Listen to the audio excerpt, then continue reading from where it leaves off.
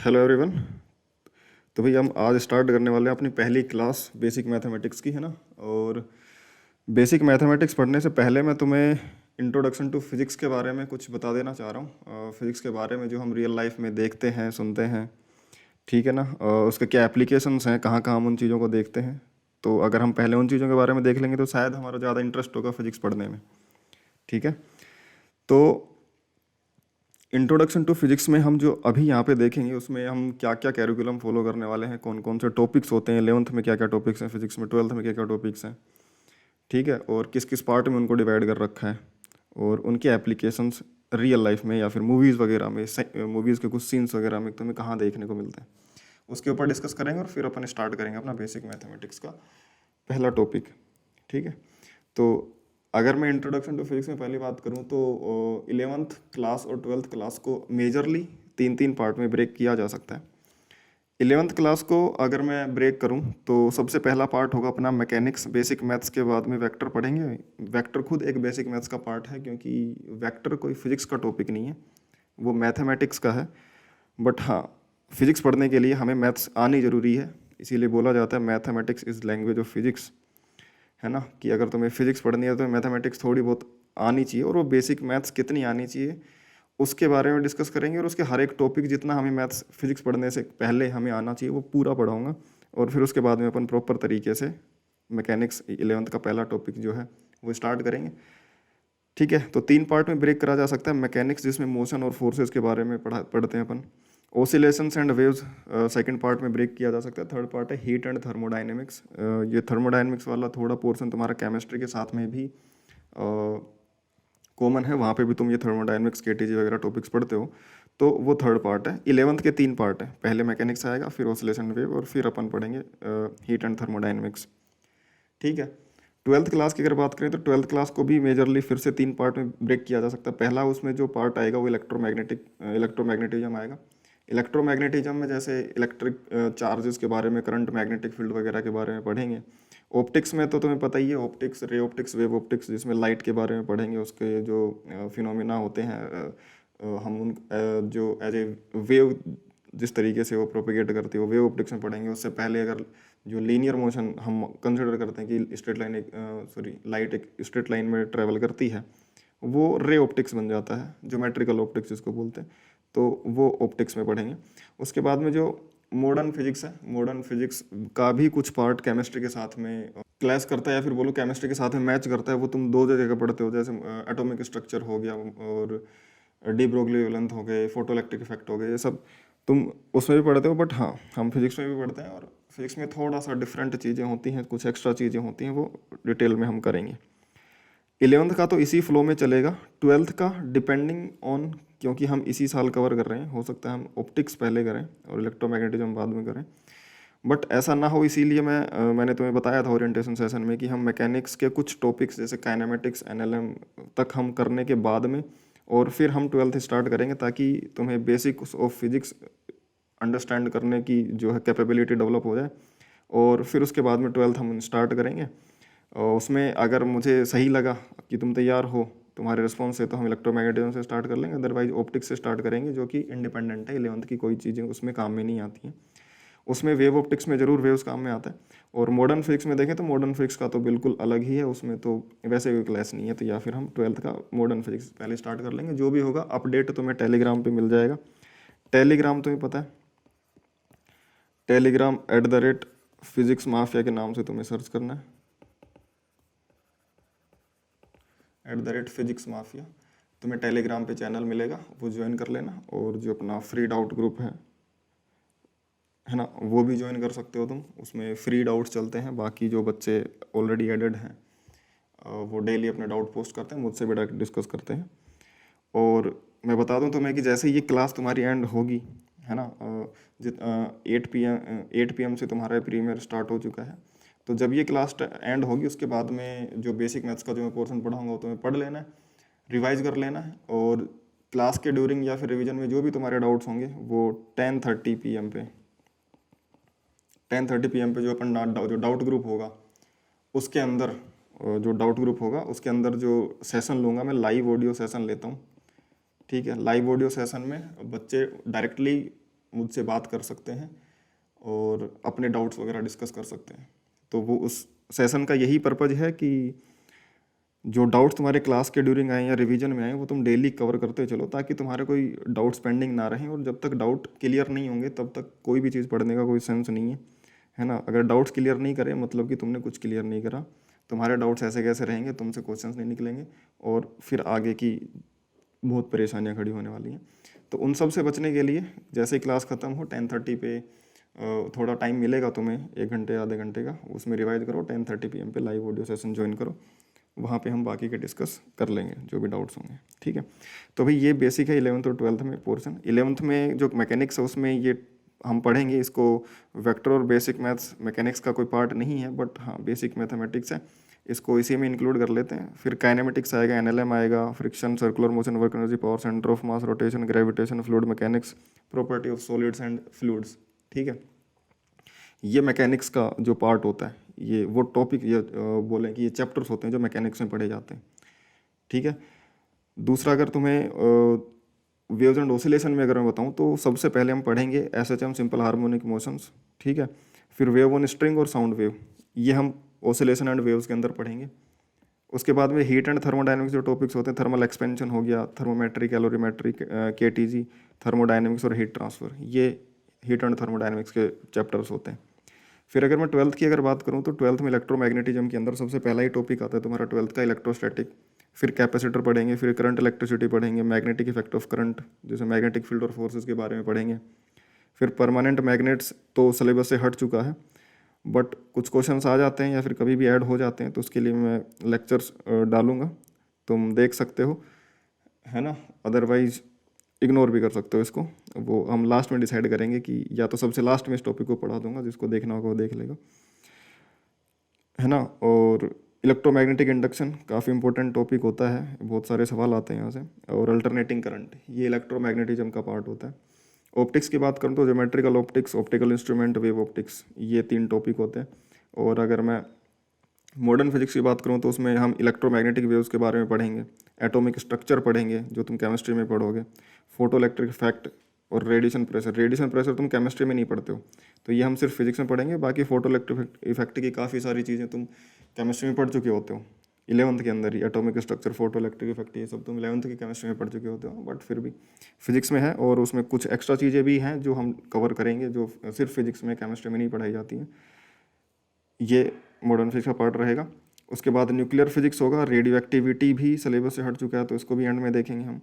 Semiconductor and electronic devices, diode वगैरह, और communication भी हट चुका है, बट हाँ फिर से, क्योंकि जेई मैन में कुछ जो पैटर्न देखने को मिल रहे हैं उसमें कभी कभार कोई ना कोई क्वेश्चन किसी ना किसी छोटे हुए टॉपिक से डाल ही देते हैं, तो हम छोड़ेंगे कुछ नहीं। बट हाँ तुम्हारे लिए लिस्ट प्रायोरिटी के टॉपिक होने चाहिए जो हट गए हैं, वो उनको सबसे एंड में करना है। बाकी जो सिलेबस में है उन टॉपिक्स को तुम्हें सही तरीके से और डील करना है, ठीक है।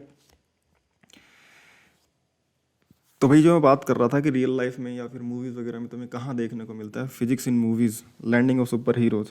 जो सुपर हीरोज़ की लैंडिंग हॉलीवुड में करवाई जाती है, बॉलीवुड की तो बात मैं नहीं करता, वहाँ पे तो बॉलीवुड टॉलीवुड में तो पाँव घुमा के भी धुआं उड़ा दिया जाता है, वो तो सीनैरियो ही अलग है। लेकिन हाँ जो हॉलीवुड की मूवीज़ बनती है उसमें काफ़ी हद तक फिजिक्स यूज़ में ली जाती है और अच्छे तरीके से डेमोन्स्ट्रेट करी जाती हैं चीज़ें। तो जैसे आयरन मैन ये लैंड कर रहा है, तो जब ये लैंड कर रहा है तो इसके पैरों से जो गैसेस निकल रही हैं, बोलें कि आग जो निकल रही, गैसेस निकल रही हैं, जैसे रॉकेट लॉन्च होता है तब गैसेस निकलती हैं। तो जब गैसेस नीचे की तरफ रॉकेट इजेक्ट करता है तब जा कर के वो ऊपर उठ पाता है। उसी तरीके से जब ये नीचे लैंड कर रहा है तो हाथ और पाँव को पहले नीचे करा, उन गैसेस को नीचे रिलीज करा, तो इस पर डिसलरेशन हुआ और ये इसकी स्पीड कम हुई। और जैसे ही रुका, जब आगे की तरफ फिसल रहा था तो उसने हाथों को आगे किया ताकि हाथों से गैसेज आगे की तरफ इजेक्ट करेगा तो इस पर पीछे फोर्स लगेगा और ये रुक जाएगा, ठीक है ना। काफ़ी अच्छी तरीके से फिजिक्स को यूज़ करा गया है इसमें। और ये सारी चीज़ें हम जब टॉपिक्स कवर कर रहे होंगे, जब चैप्टर्स पढ़ रहे होंगे, उनमें काफ़ी अच्छे से इनके कंसेप्ट पढ़ेंगे कि ये किस तरीके से क्यों हो रहा है, ठीक है ना। अभी के लिए मैं बता रहा हूँ कि ऐसी ऐसी चीज़ों में फिजिक्स इंक्लूडेड है जो हम पढ़ने वाले हैं 11th-12th के सिलेबस में ही। ऐसा नहीं है कि हम जो पढ़ते हैं वो फिर ऐसे ही है कि कुछ खास चीज़ नहीं है, हमें तो आगे की हायर फिजिक्स में ही जो जाते हैं तभी कुछ चीज़ें समझ में आती हैं। लोग बोलते हैं ना हम क्यों पढ़ते हैं, हमें क्या एप्लीकेशन है, क्या दिखता है हमें। तो जो रियल लाइफ में चीज़ें होती हैं उनके बारे में जो दिखेगा और जो जो उनको समझेंगे, ठीक है। दूसरा स्पाइडरमैन जब लैंड करता है तो ये 3 पैरों पे मतलब कि 2 पैर और एक हाथ को क्यों यूज़ में ले रहा है? एक पैर पे भी लैंड कर सकता था, 2 पैरों पे भी लैंड कर सकता था, ठीक है ना? तो 2 पाँव के बाद में भी एक हाथ क्यों टच करता है? ठीक है। हालांकि इसमें इसने कोई गैसेस वगैरह इजेक्ट नहीं करी हैं, ठीक है ना, आयरन मैन की तरह, बट हाँ फिर भी इसने चीज़ों को कंट्रोल करने के लिए पाँव के साथ साथ हाथ का भी यूज़ करा है। और हाथ का जो यूज़ कर रहा है ये एक तरीके से कॉन्टैक्ट का जो एरिया है सरफेस के साथ में जहाँ पे लैंड कर रहा है उसमें कॉन्टैक्ट एरिया बढ़ाने के लिए कर रहा है ताकि इस पर प्रेशर कम लगे, ठीक है। इसकी भी डिटेल में फिजिक्स पढ़ेंगे। मैंडालोरियंस जो सीरीज़ है उसमें तुमने ये प्रॉपर आयरन मैन की तरह इस पे जो पीछे सूट पहनते हैं ये इनको रॉकेट की तरह ही काम करता है। लैंड करते समय भी गैस इजेक्ट करता है तो उनको आराम से सॉफ्ट लैंडिंग करवाता है। लॉन्च करते समय, ऊपर उड़ते समय भी वो ज़्यादा तेज़ी से गैस इजेक्ट होती हैं तो वो ऊपर की तरफ लॉन्च होते हैं। और डायरेक्शन वगैरह चेंज करने में भी वो सब चीज़ें काम में आती हैं। यहाँ पे प्रॉपर तरीके से फिजिक्स इंक्लूड होती है अगर तुमने वो देखे हो तो। ये जो आयरन मैन है किस तरीके से अपनी स्पीड बढ़ा लेता है, किस तरीके से डायरेक्शन चेंज करता है, इसकी फ्लाइंग की जो मेथडोलॉजी है वो फिजिक्स में इंक्लूडेड है। रॉकेट लॉन्चेस के लिए तो तुमने आजकल बहुत देखे होंगे, ठीक है ना। इसरो के भी काफ़ी सारे रॉकेट लॉन्चेस के लाइव होते हैं वो तुमने देखे होंगे, तो वहाँ से तुम्हें थोड़ा बहुत आइडिया होगा, ठीक है। उसके बाद में जैसे अगर मैं बलून्स की बात करूँ तो बलून अगर मैं लेफ़्ट वाले डायग्राम में बात करूँ, ठीक है, अगर मैं इस बलून को जो मैंने इसका पिन होल है वो पहले क्लोज कर रखा है, जो इसका होल है वो क्लोज कर रहा है, ओपनिंग को क्लोज कर रखा है, जैसे ही छोड़ता हूँ तो ये घूमने लगता है और दूर भागने लगता है। और मेले में या फिर तुमने देखे होंगे कि आजकल ऐसे बड़ी शेप के भी बलून्स आते हैं, उसमें जो ओपनिंग होती है जब इनको उसमें ब्लो करके, एयर ब्लो करके और फिर इनको छोड़ा जाता है तो जब एयर बाहर निकलती है तो ये दूर की तरफ भागते हैं, ठीक है ना। तो ये इसमें इसमें क्या फिजिक्स है, इसकी क्या फिजिक्स है, ठीक है, इसके बारे में हम पढ़ेंगे।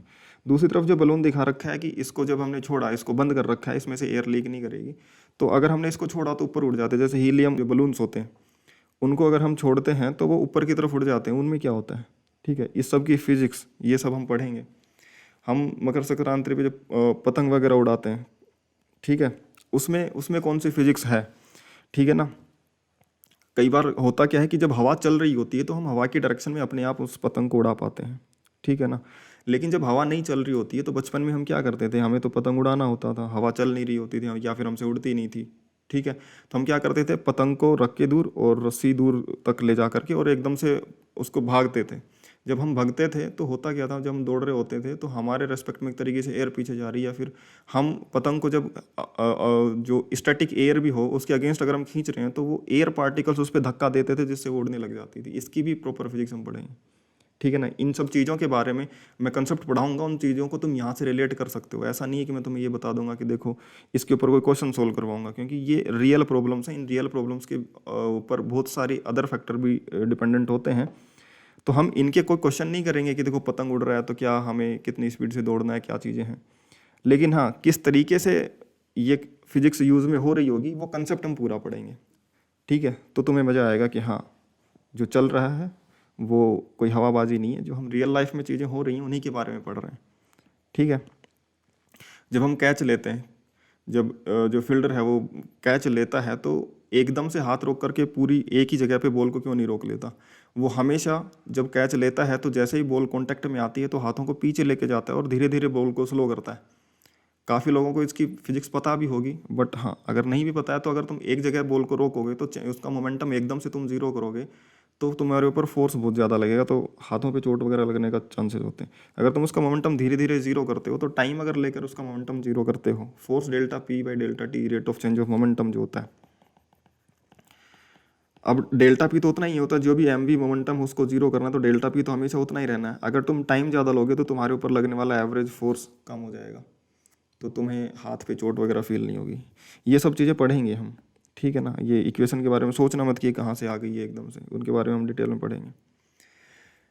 फिजिक्स इन एवरीडे लाइफ, जो जैसे युवराज सिंह ने एक ओवर में 6 छक्के लगाए थे, है ना। तो अगर मैं सिक्सेस की बात करूँ, कोई भी बाउंड्री की बात करूँ, जब बॉल को हिट करा जाता है तो जो पाथ वो ट्रेस करती है, ये पाथ, इसको तुमने सुना होगा कि ये प्रोजेक्टाइल पाथ होता है। कोई भी बॉल हम फेंकते हैं, एक दोस्त बॉल खुद से अपने दोस्त की तरफ फेंके, अपना दोस्त हमारी तरफ बॉल फेंक रहे हैं, हम उसको कैच कर रहे हैं, तो जो पाथ वो ट्रेवल करती है वो पैराबोलिक पाथ होता है। और उस पैराबोलिक हमेशा ही पैराबोलिक क्यों होता है भाई, है ना। हम जो आसपास के जितने भी बोलते हैं कि हर बार ये बोला जाता है ये ट्रेजेक्ट्री पैराबोलिक ट्रेजेक्ट्री है इस बॉल की, उसकी डिस्टेंस कहाँ तक जा रही है। जो क्रिकेट मैच चल रहे हो लाइव चल रहे होते हैं उसमें विद इन सेकेंड्स मतलब कि वो पूरी ट्रेजेक्ट्री बता देते हैं कि बॉल यहाँ से यहाँ तक इस तरीके से गई, कितनी दूर गई है, कितनी हाइट पे गई है। वो सब हम भी कैलकुलेट करना सीखेंगे। और ये पैराबोला ही क्यों होता है, इन सब चीज़ों के बारे में डिस्कस करेंगे। बैलेंस, जो रोप पे बैलेंस करते हैं, सर्कस वगैरह दिखाने आते हैं, है ना, कुछ बच्चे रोप पे बैलेंस होकर दिखा रहे होते हैं। अगर हम बिना किसी लकड़ी वगैरह की हेल्प के, जो स्टिक इसने पकड़ रखी है राइट वाले डायग्राम में, बिना इसकी हेल्प के अगर हम बैलेंस करते हैं तो बहुत मुश्किल होता है, ठीक है ना।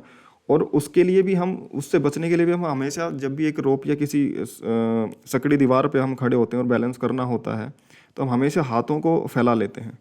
उसके पीछे की क्या फिजिक्स है, हम एक तरफ बिल्कुल सीधा होकर के बिना हाथों को फैलाए क्यों बैलेंस नहीं कर पाते हैं चीज़ों को, खुद अपने आप को। तो लेफ्ट डायग्राम में जो ये गर्ल इस रोप पे चलने की कोशिश कर रही है, ये अपने आप को बैलेंस करने के लिए देखो हमेशा हाथों को फैला रखा है और हाथों को इधर उधर लेफ्ट राइट करती रहती है खुद को बैलेंस करने के लिए। लेकिन अगर हमारे पास एक बड़ी सी स्टिक हो अपने हाथों में, तो इस स्टिक की हेल्प से हम अपने हाथों को हिलाए बिना स्टिक को लेफ्ट राइट करके या फिर टिल्ट करके हम अपने आप को बैलेंस कर सकते हैं। और जितनी बड़ी स्टिक होती है उतना ज़्यादा आसान होता है बैलेंस करना, ठीक है ना। इन सब के बारे में पढ़ेंगे भाई, इन सब की फिजिक्स पढ़ेंगे और ये एप्लीकेशन तो फिर तुम अपने आप ही समझ जाओगे कि वहाँ पे ऐसा क्यों हो रहा होगा। दूसरा, ये जो बर्ड का है एफिल टावर के ऊपर, ये काफ़ी जगह पे तुमने यूट्यूब वीडियो में, यूट्यूब शॉर्ट्स वगैरह में काफ़ी जगह पे देखा होगा कि ये अपने एक चोंच के ऊपर अपने मुंह से इसको क्या करा जा सकता है, बैलेंस करा जा सकता है। ऐसा क्या हो रहा है यहाँ पे कि इसी पॉइंट पे इसको रखने, इस पॉइंट से इसको उठा लें तो ये कहीं भी बैलेंस करी जा सकती है, ठीक है ना। इस पॉइंट में ऐसा क्या है, इसको हम सेंटर ऑफ मास बोलते हैं, है ना। जिस पॉइंट से चीज़ों को किसी एक पॉइंट पर फोर्स लगा करके बैलेंस करा जा सकता है वो उस ऑब्जेक्ट का सेंटर ऑफ मास होता है, जो mg को डायरेक्टली वहीं पे कैंसिल आउट कर ले रहा है, ठीक है ना। इसके पीछे की क्या फिजिक्स है ये भी पढ़ेंगे। ये जो डिफरेंट टाइप के तुमने डेमोन्स्ट्रेशंस देखे होंगे सेंटर ऑफ मास के ऊपर, ठीक है ना, वो किस तरीके से काम करते हैं वो हम पढ़ेंगे। उसके बाद में कोलिजन्स, ये न्यूटन्स क्रेडल बोलते हैं इस सेटअप को। बॉल्स वगैरह जब हिट करती हैं एक दूसरे को तो कई बार एंगल पे चली जाती हैं, कई बार एक ही लाइन में चलती हैं, ठीक है ना। दूसरा, ये डेमोन्स्ट्रेशन तुमने सब ने देखा होगा, है ना, प्रोफेसर वोल्टर लोइन जो क्लास में डेमोन्स्ट्रेट करते हैं कि जो स्पिनिंग व्हील है उसको अगर हमें पकड़ते हैं और एक ऐसे प्लेटफॉर्म पे खड़े होते हैं जो कि फ्रिक्शनलेस होता है ना, नीचे डिस्क है उसके ऊपर भी एक डिस्क है और उन दोनों के बीच में एक तरीके से स्मूथ सरफेस बना रखी है तो वो एक दूसरे पे रोटेट कर सकती हैं, तो फ्री टू रोटेट है ये फ्रेम। तो अगर हम इस स्पिनिंग व्हील को टिल्ट करते हैं तो हम भी उसके साथ घूमते हैं, ठीक है ना। राइट टिल्ट करेंगे तो हम क्लॉकवाइज घूम जाएंगे, लेफ्ट करेंगे तो एंटी क्लॉकवाइज घूम जाएंगे। ऐसा नहीं है कि किसी भी तरफ टर्न करो तो एक ही डायरेक्शन में घूमोगे, जिस तरीके से तुम टर्न करोगे उस तरीके से तुम्हें भी घूमना पड़ता है। ऐसा क्यों हो रहा है, ये एंगुलर मोमेंटम की चीज़ है, रोटेशन में पढ़ेंगे इसके बारे में। दूसरा, पेंडुलम्स के बारे में, एनर्जी कंजर्वेशन के बारे में। वोल्टर लोइन सर ने जो एक्सपेरिमेंट करा था अपनी क्लास के अंदर कि जो पेंडुलम बॉब है अगर मैं इसको जिस पॉइंट से रिलीज करता हूँ उस पॉइंट से ऊपर कभी नहीं आ सकता क्योंकि इसको एक्स्ट्रा एनर्जी नहीं मिल रही है। तो ये ऑसिलेशंस में, वर्क एनर्जी पावर में, इन सब चीज़ों को डिस्कस करेंगे। उसके बाद में ये जो डेमोन्स्ट्रेशन है काफ़ी अच्छा डेमोन्स्ट्रेशन है कि सबसे पहले तो इन्होंने पेन के ऊपर क्यों रखा, पेन के ऊपर इसलिए रखा ताकि फ्रिक्शन कम हो जाए, वो पेन रोल करने लग जाएंगे ना तो फ्रिक्शन कम मिलेगा इसको सरफेस से, इसलिए पेन के ऊपर रख रखा है। और दोनों बोटल्स गिरने से पहले देखना, दोनों बोटल्स गिरने से पहले एक दूसरे की तरफ आती हैं पहले। इसने जो एयर ब्लो करी है इस पर्सन ने, ना तो लेफ्ट वाली बोतल पे गिरी ना राइट वाली बोतल पे, उसने बिल्कुल बीच में एयर ब्लो करी है। लेकिन बोटल्स क्या है, पास में आ रही हैं एक दूसरे की। ये वाली बोतल भी आ रही होगी, हो सकता है फ्रिक्शन वगैरह की वजह से, क्योंकि बहुत सारे फैक्टर काम में करने लग जाते हैं, लेकिन ये वाली फिसल गई। ऐसा क्यों हुआ है कि बोटल्स एक दूसरे की तरफ आना चाह रही हैं। जब यहाँ से, तुमने सुना होगा ना बचपन में कि बोलते थे कि अगर ट्रेन चल रही हो, बहुत फास्ट मूविंग ट्रेन हो, तो ट्रेन के ट्रैक के पास में नहीं जाना चाहिए। पास में क्यों नहीं जाना चाहिए, बोलते ट्रेन खींच लेती है अपनी तरफ, तो वो खींच के, ये बर्नौली इक्वेशन है, अगर जहाँ पे एयर ज़्यादा तेज़ी से फ्लो करती है, जहाँ पे एयर ज़्यादा तेज़ी से फ्लो करती है वहाँ का प्रेशर डिक्रीज हो जाता है, और यहाँ का प्रेशर अगर डिक्रीज होगा तो बोतल, यहाँ पे प्रेशर ज़्यादा एटमॉस्फेरिक प्रेशर है, यहाँ पे प्रेशर एटमॉस्फेरिक प्रेशर ही था, लेकिन जैसे ही एयर ब्लो हुई यहाँ का प्रेशर कम हुआ तो नेट फोर्स प्रेशर की वजह से अंदर की तरफ आएगा और वो अंदर की तरफ गिर जाएंगे, ठीक है ना। इन सब फिजिक्स के बारे में पढ़ेंगे। जब लिक्विड फ्लो होता है अगर स्मूथ तरीके से फ्लो हो रहा होता है, जिसको हम स्ट्रीम लाइन फ्लो बोलते हैं, अगर इस तरीके से फ्लो हो रहा होता है तो अगर हम टैप को धीरे से ओपन, पूरा तेज ओपन करते हैं तो क्या स्प्रिंकल ऐसे निकलने लग जाते हैं वाटर ड्रॉप्स, है ना, वो तो एक नॉन यूनिफॉर्म फ्लो होने लग जाता है, टर्बुलेंट फ्लो जिसको बोलते हैं। और जो यूनिफॉर्म फ्लो हो रहा होता है जिसको लेमिनार फ्लो बोलते हैं या स्ट्रीम लाइन फ्लो बोलते हैं, इस फ्लो में जब भी तुम देखोगे, अगर तुम टैप को धीरे धीरे ओपन करोगे, जब तक कि वो बहुत ज़्यादा तेज पानी ना आ जाए, स्प्रिंकल्स ना निकलने लग जाए, तब तक उसको ओपन करते रहना। तो ये जो स्ट्रीम है, जिस थिकनेस, जिस डायमीटर में जो टैप का डायमीटर है वहाँ से निकलेगा, और जैसे जैसे नीचे गिरती जाएगी स्पीड बढ़ती जाएगी पानी की, ग्रेविटी पुल करेगी, एक्सेलरेशन होगी, तो नीचे की तरफ गिरने की स्पीड बढ़ती जाएगी। जब से जैसे स्पीड बढ़ती जाती है, देखो इसका क्रॉस सेक्शन एरिया कम होता जाता है। ये तुम रियल लाइफ में देख सकते हो, पानी पीने जाओ तो टैप जब ओपन करो तो देखना इस चीज़ को। सन के अराउंड अर्थ घूम रही है, अर्थ मून घूम रहा है, ये सब ग्रेविटेशन में हम पढ़ेंगे। प्लानेटरी मोशन किस तरीके से हो रहा है, कैसे फोर्सेज लग रहे हैं, और ये इलिप्टिकल मोशन कैसे है, सर्कुलर मोशन कैसे है प्लानेट्स का, इन सब के बारे में डिस्कस करेंगे। वेव मोशन में जब हम बात करें तो वेव मोशन में जैसे गिटार है, गिटार का जब वायर को प्लग करा जाता है तो जो साउंड क्रिएट होती है वो सबसे पहले तो जब वायर को प्लग करा जाता है तो वायर के अंदर, स्ट्रिंग के अंदर स्ट्रिंग वेव जनरेट होती है, और उस स्ट्रिंग वेव से जो अंदर की एयर है गिटार के अंदर वो वाइब्रेट करती है, उससे साउंड क्रिएट होती है। तो इसमें तो दोनों ही चीज़ें होती है, स्ट्रिंग वेव भी और साउंड वेव भी, दोनों चीज़ें क्रिएट होती हैं गिटार के अंदर। जो स्पीकर्स होते हैं, जैसे मैं बोल रहा हूँ, है ना, जो तुम्हारा स्पीकर वहाँ से आवाज़ आ रही है, तो वो क्या कर रहा है, वो अपने आसपास की एयर को ओसिलेट करवाना स्टार्ट कर दे रहा है, जिससे साउंड ट्रेवल हो पा रही है ये साउंड में। या फिर ही जो स्ट्रिंग वेव और साउंड वेव का जो टॉपिक आएगा उसमें हम देखेंगे। हीट फ्लो, जैसे हम सर्दी गर्मियों में बाहर निकलते हैं तो सनलाइट बड़ी पीक होती है ना, क्योंकि सन अर्थ के पास में होता है उस समय, और सन की जो लाइट है जब हम उसमें एक्सपोज होते हैं तो हमें खुद को गर्मी फील होने लग जाती है, जलन सी फील होती है। या फिर रोड वगैरह जो होती हैं, रोड को अगर हम एक तरफ से गर्म करें तो आयरन रोड वगैरह दूसरी तरफ से धीरे धीरे गर्म होने लग जाती हैं। तो एक तरफ हमने हीट दी, वो फ्लो करके दूसरी तरफ जाने लग जाती है, ये हीट का फ्लो। इन सब के बारे में हम पढ़ने वाले हैं।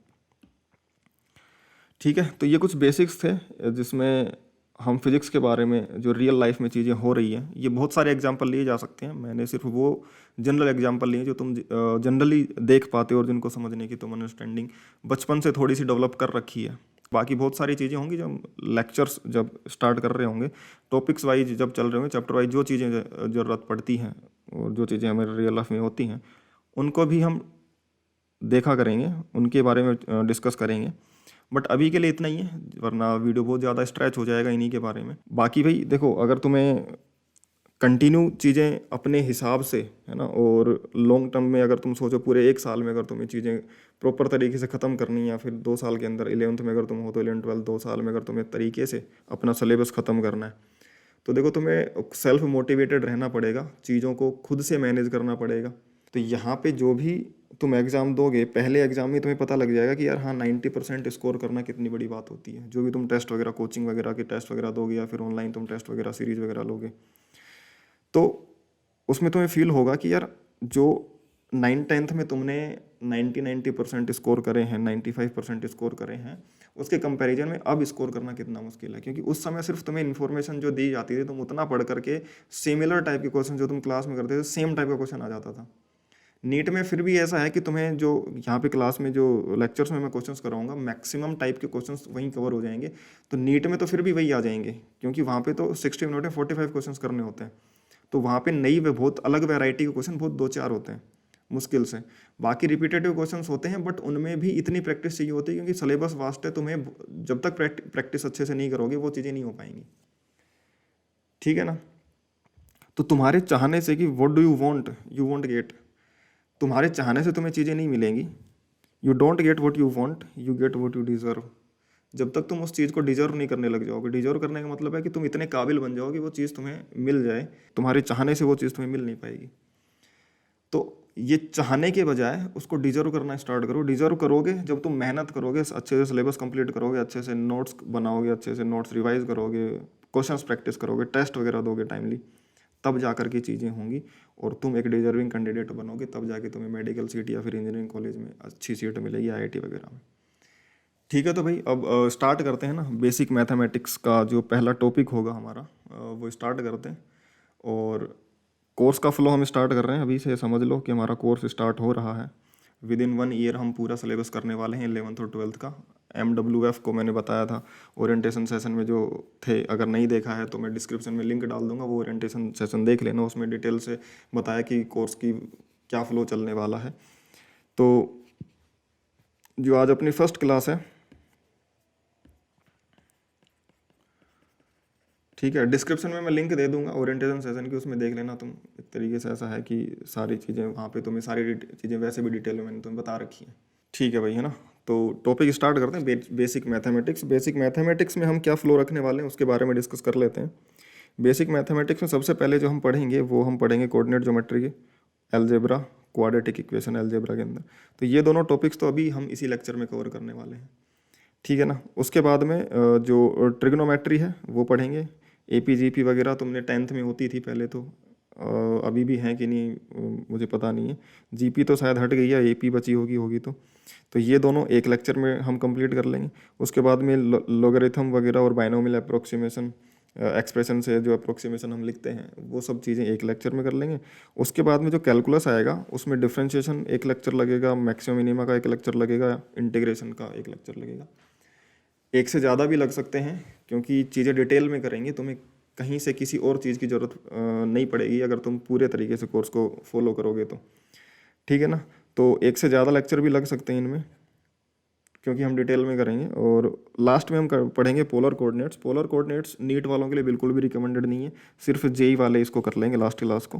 पोलर कोऑर्डिनेट्स जो एक छोटा ही टॉपिक होगा, उसके बारे में कुछ क्वेश्चंस क्या होते हैं कि जब हम, ऐसा तो है नहीं कि पोलर कोऑर्डिनेट हमारे सिलेबस में हो, JEE के सिलेबस में भी नहीं है। कोऑर्डिनेट ज्योमेट्री और जो बेसिक मैथ्स की चीज़ें मैं पढ़ाऊंगा उससे भी सारे क्वेश्चन हो जाते हैं, बट काफ़ी सारे क्वेश्चन होते हैं जिनको हम पोलर कोऑर्डिनेट से करते हैं तो वो बहुत ईजी हो जाते हैं। तो JEE के लिए वो अप्रोच बहुत अच्छी हो जाती है ना। नीट वालों के लिए बिल्कुल भी रिकमेंडेड नहीं है, कहीं से कोई ज़रूरत पड़ेगी नहीं तुम्हें इसकी। तो पहला हम टॉपिक स्टार्ट करते हैं अपना कोऑर्डिनेट ज्योमेट्री, ठीक है। कोऑर्डिनेट ज्योमेट्री अगर हम बात करें, कोऑर्डिनेट सिस्टम को समझते हैं पहले। तो कोऑर्डिनेट सिस्टम क्या होता है? कोऑर्डिनेट सिस्टम होता है कि वो सिस्टम जो हमें किसी पॉइंट की पोजीशन या उसके लोकेशन की जो इन्फॉर्मेशन दे देता है, उस सिस्टम को हम कोऑर्डिनेट सिस्टम बोलते हैं। कि कोई पॉइंट कहाँ पे लोकेट कर रहा है उसका आइडिया हो जाए हमें, हम किस तरफ हाथ करके बता सकते हैं कि यार वो पॉइंट उधर की तरफ है, वहाँ पे जाने के लिए हमें क्या पाथ चूज करना पड़ेगा, किस तरीके से हम वहाँ पे पहुँच सकते हैं। वो जो इन्फॉर्मेशन किसी पॉइंट की देता है वो कोऑर्डिनेट सिस्टम होता है। और जिस पॉइंट के रेफरेंस में हम किसी भी पॉइंट की लोकेशन डिफाइन कर रहे होते हैं, उस पॉइंट को हम ओरिजिन बोलते हैं, रेफरेंस पॉइंट जिसको हम बोलें। तो किसी भी कोऑर्डिनेट सिस्टम में, जो तुमने 10th क्लास में ग्राफ वगैरह के क्वेश्चंस भी आते हैं, तो जो तुम XY जो ग्राफ वगैरह बनाते हो, तुम बोलते ये पॉइंट है, तो ये जो जिस पॉइंट के अबाउट तुम रेफरेंस बता रहे हो, तो ये ओरिजिन होता है। और जो पॉइंट जो तुम्हें जाना होता है, जिस पॉइंट जो जनरल पॉइंट है, वहाँ पे पहुँचने के लिए तुम्हें X में चलना है, Y में चलना है, Z में चलना है, वो तुम्हारा उस पॉइंट का लोकेशन हो गया। उसकी इन्फॉर्मेशन तुम्हें, ये जो स्ट्रक्चर तुम्हें दे रही होती है, इस स्ट्रक्चर को हम कोऑर्डिनेट सिस्टम बोलते हैं, ठीक है। तो हम अब बात करते हैं position of A point. Position of point में भी हम 1D की बात करते हैं, ठीक है ना। कि 1D में हम कैसे किसी पॉइंट की लोकेशन बता सकते हैं। और मैं जिस तरीके से जो कोर्स मैंने डिजाइन कर रखा है, अगर तुम इसको प्रॉपर तरीके से देखोगे तो तुम्हें आइडिया हो जाएगा कि जिस तरीके से तुमने 10th में भी नहीं पढ़ी थी ना, उस तरीके से हम मैथ्स पढ़ने वाले हैं, ठीक है ना। इतने बेसिक से पढ़ने वाले हैं कि तुम्हें हर एक चीज़ क्लियर हो जाएंगी। चाहे जितनी चीज़ें तुम्हें 10th में क्लियर नहीं होंगी, वो इस कोर्स में तुम्हें इन क्लासेस में क्लियर होंगी। तो अगर तुमने बिल्कुल भी नहीं पढ़ रखा है तो भी तुम्हारे लिए कोर्स इस तरीके से डिजाइन है कि तुम्हें सब समझ में आ जाएगा। और जब तुमने बेसिक मैथ्स अपना स्ट्रॉन्ग कर लिया होगा तो फिजिक्स इतनी स्मूथ जाएगी, तुम आइडिया भी नहीं कर सकते हो। इसीलिए बेसिक मैथ्स के कोर्स को मैंने इस तरीके से डिज़ाइन कर रखा है कि तुम्हें सारी चीज़ें बिल्कुल बेसिक से समझ में आएँ। और अगर तुमने इन चीज़ों को समझ लिया तो फिर भाई तुम्हारा फिजिक्स के अंदर तो बल्ले बल्ले हो जाएगा, तुम्हें ज़्यादा चीज़ों की ज़रूरत एक्स्ट्रा पड़ेगी नहीं। बात करें 1D में, जो हम चल रहे थे कि 1D में हम पॉइंट की लोकेशन डिफाइन करना चाह रहे हैं, तो जो पॉइंट जिसके रेफरेंस में हम पॉइंट्स की लोकेशन डिफाइन करेंगे उसको ओरिजिन बोल दिया। इसमें बहुत सारे पॉइंट हैं, हर एक पॉइंट की एक अलग लोकेशन है, वो हर एक पॉइंट एक अलग जगह को डिनोट कर रहा है, वो अलग जगह ही उसकी पोजीशन है, उस पॉइंट की लोकेशन है। तो हम क्या करते हैं कि भाई एक इतनी डिस्टेंस है, इसको हम एक यूनिट डिस्टेंस ले लेते हैं। तो ओरिजिन से 1 यूनिट डिस्टेंस पे पॉइंट है, उसको 1 बोल दिया। 2 यूनिट डिस्टेंस, जितनी ये है उतनी डिस्टेंस आगे जाऊंगा तो उसको 2 बोल दिया। जितनी डिस्टेंस ये है और ये है, उसको हमने 3 बोल दिया। तो सेम डिस्टेंसेज अगर मैं चलता जाऊँगा तो पॉइंट 1 2 3 चलते जाएंगे। जिस डायरेक्शन में हम प्लस में नंबर्स को इंक्रीज करते जा रहे हैं, पॉइंट्स को इंक्रीज करते जाते हैं, उसको प्लस एक्सिस बोल देते हैं। अगर ये वाई एक्सिस की लाइन होती तो ये प्लस वाई बन जाता है, ये प्लस एक्स की मैंने मान रखी है, जेड एक्सिस होती तो ये प्लस जेड की एक्सिस बन जाती, और ओरिजिन से जिस तरफ तुम जा रहे हो उस पॉजिटिव है, उसके अपोजिट जब जाओगे तो वो नेगेटिव वाली एक्सिस हो जाएगी। तो जितना अगर तुम एक डिस्टेंस, एक यूनिट इधर चले हो, उतनी डिस्टेंस अगर तुम अपोजिट में चलोगे तो वो पॉइंट को तुम -1 से डिनोट कर देते हो। -1 का सिंपल मीनिंग ये है कि तुम ओरिजिन से तो एक यूनिट के डिस्टेंस पे ही आए हो, लेकिन तुम अपोजिट डायरेक्शन में आए हो जिस तरफ तुमने प्लस मान रखा था उसके, इसलिए वो नेगेटिव आता है। और एक डिस्टेंस और चलते ही, एक यूनिट डिस्टेंस और चलते ही तुम ओरिजिन से कितने डिस्टेंस पे हो गए, 2 पे डिस्टेंस में, 2 यूनिट के डिस्टेंस पे, इसलिए इसको 2 यूनिट बोला जाता है। और अपोजिट में हो तुम, प्लस के पीछे हो, इसलिए माइनस में आ जाता है, तो -2। ओरिजिन से 3 यूनिट के डिस्टेंस पे हो जाएगा तो ये -3 बन जाएगा। तो अगर मैं बात करूँ किसी जनरल पॉइंट की, ओरिजिन से कोई जनरल पॉइंट ले लिया मैंने ये, ठीक है ना, यहाँ से किसी जनरल पॉइंट पे, इस पॉइंट की अगर बात करूँ, ये डिस्टेंस x है अगर मान लो, तो ये पॉइंट P, इसका कोऑर्डिनेट बन जाएगा, इसका जो लोकेशन हो जाएगा वो ये बताएगा, ये पॉइंट P जो है वो तुम्हारे ओरिजिन से, तुम्हारे रेफरेंस से डिस्टेंस x पे है, ये पॉइंट P है, ये इसकी इन्फॉर्मेशन है। डिस्टेंस की अगर मैं बात करूँ, डिस्टेंस बिटवीन 2 पॉइंट्स, ठीक है, एक लाइन के ऊपर 2 पॉइंट्स के बीच की डिस्टेंस किस तरीके से मेजर करी जाएगी। तो जैसे अगर मैं एक लाइन ही बना लूँ, ठीक है ना, इस लाइन पे मैंने बोला कि ये मेरा ओरिजिन है, ये रेफरेंस पॉइंट जिसको बोले, या फिर 0 बोल दो या O बोल दो, ठीक है। यहाँ से अगर मैं देखूँ कि कोई 2 पॉइंट बना लेता हूँ जनरल पॉइंट्स, एक ये पॉइंट है मान लो, ये बोल देता हूँ, और एक ये पॉइंट है जिसको मैं B बोल देता हूँ। ए पॉइंट की लोकेशन मान लो ये जो है वो x एक्सिस ही है और ये डिस्टेंस x1 है, और जो बी पॉइंट है वो ओरिजिन से डिस्टेंस x2 पे है। तो ये कोऑर्डिनेट इसका x1 है, इसका x2 है। तो ए और बी के बीच का जो सेपरेशन होगा वो d किसके बराबर हो जाएगा, x2 माइनस x1 के, इन दोनों डिस्टेंसेस को माइनस कर दूंगा। तो डिस्टेंस बिटवीन 2 पॉइंट्स जो बनेगा, डिस्टेंस बिटवीन ए बी, वो x2 माइनस x1 के बराबर होगा। और x2 माइनस x1 का भी मोड ले लूँ मैं। मोड क्यों लिया, क्योंकि हम डिस्टेंस निकाल रहे हैं, हम बोलें कि ए से बी के बीच का डिस्टेंस निकालना है, तो जो बड़ा होगा डिस्टेंस उसमें से छोटे डिस्टेंस को माइनस कर देंगे, तो वो दोनों के बीच का डिस्टेंस आ जाएगा। x1 x2 साइन के साथ रखने, पॉजिटिव है तो पॉजिटिव, नेगेटिव है तो नेगेटिव, और जो फाइनली जो वैल्यू आ जाए उसका मोड ले लोगे तो वो डिस्टेंस बन जाएगी। मैं x1 में से x2 को भी माइनस करता तो नेगेटिव नंबर आता, उसका मोड ले लेता तो पॉजिटिव डिस्टेंस वो भी तो थी इन दोनों के बीच की, इसलिए मैंने मोड लगा दिया। ठीक है, 2 पॉइंट्स के बीच का डिस्टेंस एक लाइन के लो। क्वेश्चन कर लेते हैं इस पर। ठीक है, ये पार्ट मैं तुम्हें बताऊंगा कि पहला पार्ट में तुम्हें बताऊंगा, आगे के पार्ट तुम एक बार खुद से ट्राई करना वीडियो को पॉज करके, वो मैं कंटिन्यूटी में ही एक्सप्लेन करूंगा, बट तुम वीडियो को पॉज करके एक पार्ट सुनना और फिर आगे करना। ठीक है, डिस्टेंस बिटवीन 2 पॉइंट्स, देखो अगर इन चीज़ों के बारे में किसी को आइडिया है तो वो स्किप कर सकता है, बट हाँ अगर तुम कंटिन्यूटी में फ्लो करोगे, इसको फॉलो करोगे, तो तुम्हें स्टेप वाइज जो स्टेप अप होगा उसका फीलिंग आएगा और चीज़ें ज़्यादा बेहतर तुम आगे की चीज़ें कनेक्ट कर पाओगे। तो अभी अगर मैं 2 पॉइंट के बीच में डिस्टेंस मुझे बताना है कि x1 की वैल्यू है, कोई एक पॉइंट है जो 2 मीटर पे, x2 है तुम्हारा 5 मीटर पे, उनके बीच का डिस्टेंस बताना है। तो पहला पार्ट अगर मैं बोलूँ, पहले पार्ट की अगर बात करूँ तो जो x1 है वो 2 मीटर है और x2 जो है वो 5 मीटर पे है, तो बना लो, इसको ओरिजिन बोल लिया। ये 2 मीटर पे पहला पॉइंट है और ये 5 मीटर पे दूसरा पॉइंट है। अगर तुम ड्रॉ कर लोगे तो तुम्हें वैसे ही चीज़ें दिख जाएंगी। इन दोनों के बीच के डिस्टेंस देखो, 2 मीटर का मतलब क्या है कि यहाँ से वो 2 मीटर पे है, और 5 मीटर का मतलब कि रेफरेंस से 5 मीटर पे है वो। तो इन दोनों के बीच का डिस्टेंस कितना हो गया, 3 मीटर। या फिर मैं डी बोलूँ तो x2 माइनस x1 का मोड जो कि बन जाएगा 3। समझ में आ गई क्या बात। आगे में चलो सेकंड पार्ट में। सेकंड पार्ट में x1 दे रखा है -2 और x2 दे रखा है 5। तो अगर मैं डिस्टेंस सीधे फॉर्मूले से निकालूँ तो x2 5 है, माइनस x1 की वैल्यू लिखूंगा -2। ठीक है ना, तो ये क्या बन जाएगा, मोड ऑफ 5 + 2 7। और मैं जरूर नहीं इसको x1 लूँ इसको x2 लूँ, मैं इसको x1 और इसको x2 ले लूँगा तो भी आंसर पे कोई फर्क नहीं पड़ेगा, क्योंकि मैंने मोड ले रखा है। मैं इस तरीके से लिखूँ कि x2 मैंने -2 मान लिया, माइनस x1 की वैल्यू है 5। इस तरीके से अगर करोगे तो भी ये बन जाएगा -2 - 5 का मोड, यानी कि -7 का मोड 7। समझ में आया मैंने मोड क्यों लगाया था, ताकि हमें डिस्टेंस पता लग जाए। हम डिस्टेंस निकालने वाले हैं कि 2 पॉइंट्स के बीच का डिस्टेंस कितना है। ठीक है, वो x1 और x2 किसको मान रहे हो उससे फर्क पड़ेगा नहीं उससे, क्योंकि हम मोड ले रहे हैं। या फिर मैं इसको डायग्राम में डिनोट करके अगर मैं समझाना चाहूँ, अगर मैं इसको डायग्राम में डिनोट करके समझाऊंगा तो तुम्हें ज़्यादा बेटर समझ में आएगा कि जो मैंने रेफरेंस 0 माना था, एक तो यहाँ से 5 मीटर इधर की तरफ है और -2 का मतलब कि पीछे की तरफ नेगेटिव में यहाँ पे -2 ये है, तो ये 2 मीटर तो ये हो गया और 5 मीटर ये हो गया, और तो ये दोनों के बीच का डिस्टेंस कितना हो जाएगा, 7 मीटर। ये नंबर सिस्टम है तुम्हारा लाइन के ऊपर, या फिर बोले कोऑर्डिनेट सिस्टम है 1D के अंदर। तो बाकी के जो 3 और 4 हैं ये तुम खुद से सोल्व कर लेना, मैं तुम्हें यहीं पे आंसर सीधे लिख देता हूँ कि जो आंसर आएगा पहले इसके लिए आ जाएगा -2 और -7 के बीच में अगर मैं डायरेक्ट देखूँ तो ये 5 मीटर का डिस्टेंस होगा, -2 और -1 के बीच में देखूँ तो ये 1 मीटर का डिस्टेंस होगा। ये तुम कैलकुलेट करना, दोनों फॉर्मूले से भी करना और नंबर सिस्टम लाइन पे बना के भी करना, तो तुम्हें दिख जाएगा। ठीक है, चलो आगे चलते हैं नेक्स्ट क्वेश्चन में। आंसर लिखे हुए हैं, तुम यहाँ से भी देख सकते हो।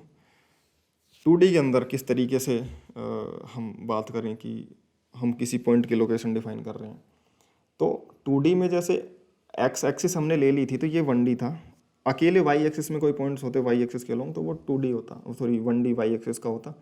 बट अगर हम एक्स और वाई दोनों को एक साथ ले लेते हैं और जो परपेंडिकुलर लेते हैं तो एक प्लेन बन जाता है। जैसे तुम्हारी नोटबुक का प्लेन है, ये तुम्हारा एक प्लेन बन गया एक्स वाई प्लेन, जैसे ये तुम्हारा एक तरीके से तुम इसको रेक्टेंगल बोलो, स्क्वायर बोलो, जो भी है, तो ये एक प्लेन बन जाता है। इस प्लेन के अंदर तुम कहीं पे भी जाओगे, हर एक पॉइंट की कुछ ना कुछ लोकेशन होगी।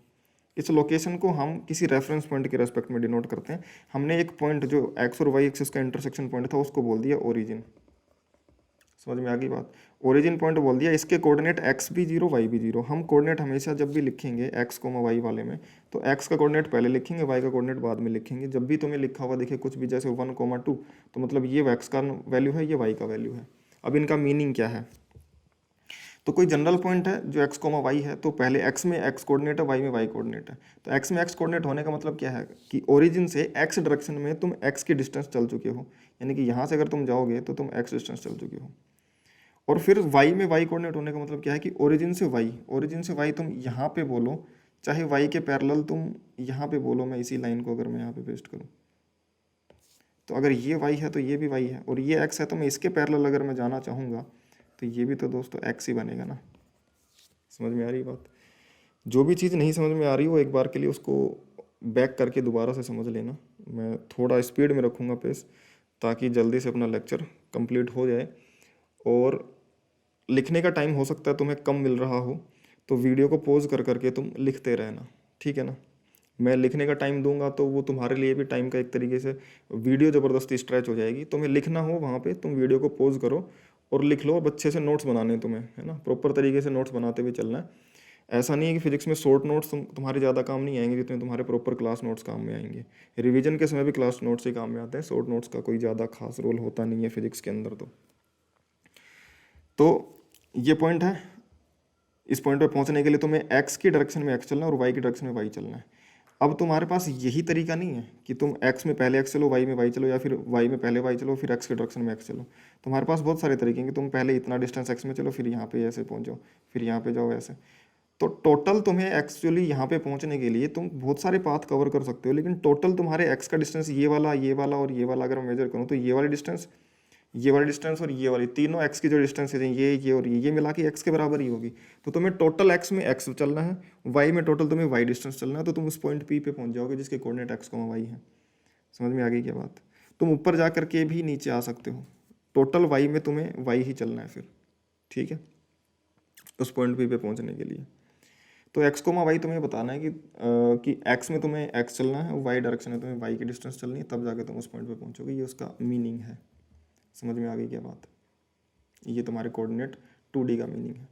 अब अगर मैं डिस्टेंस बात करूं कि जो ओरिजिन हमने लिया 0,0, वहाँ से इस पॉइंट P की डिस्टेंस कितनी है।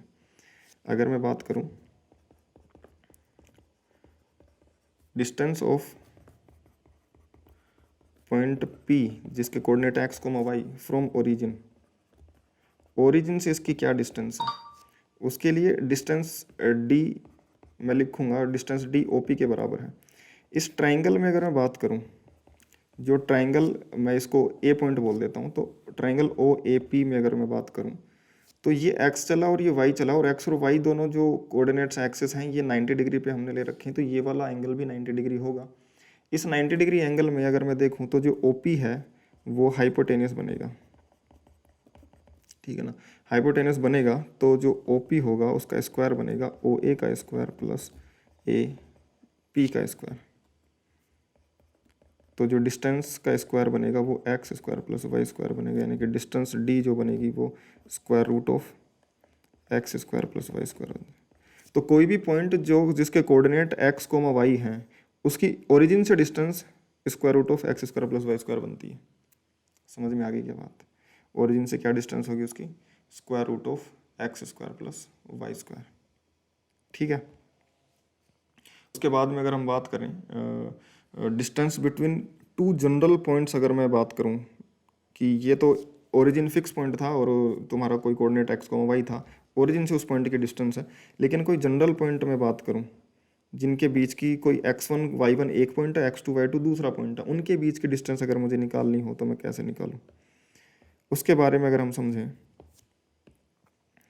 तो ध्यान से सुनना। मैं ये मिटा देता हूँ और नया डायग्राम क्रिएट करते हैं भाई, बनाते हैं।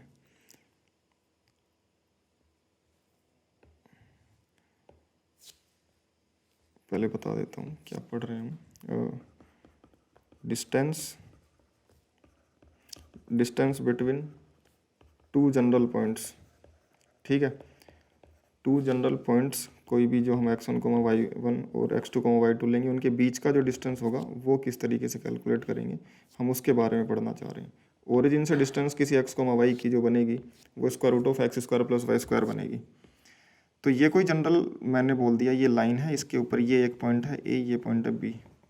ए पॉइंट के कोऑर्डिनेट है x1, y1 और बी के कोऑर्डिनेट है x2, y2।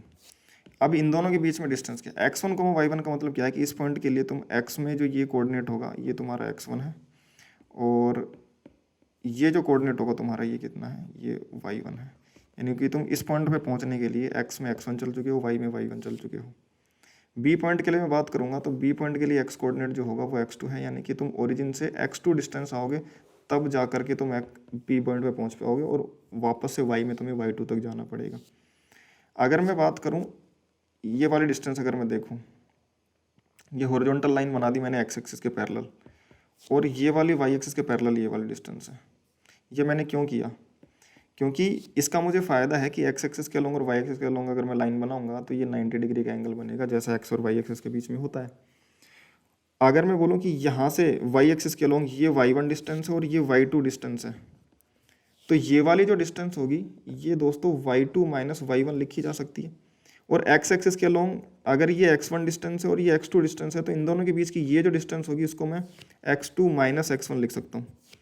तो ये कोऑर्डिनेट जो बनेगा ये डिस्टेंस जो बनेगी वो x2 माइनस x1 है। इस ट्राइंगल में भी इसको x2 माइनस x1 लिखा जा सकता है।